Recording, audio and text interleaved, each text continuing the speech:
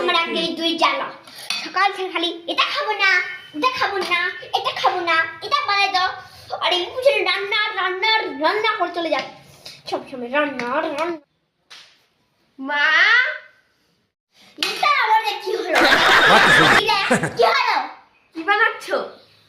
আর মাথা বানাচ্ছি 24 ঘন্টা খালি রাগই করতে থাকো।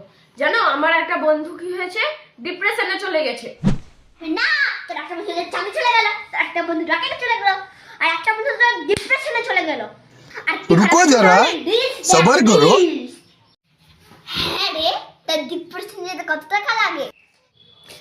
হ্যাঁ কি বলছো?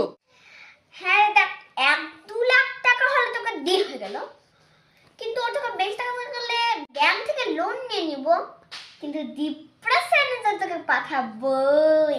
আরে মা তুমি ব্যাপারটা বুঝতে পারছো না। আমাকে শেখাতে দিবি, আমাকে শেখাতে আসবি। कौन है?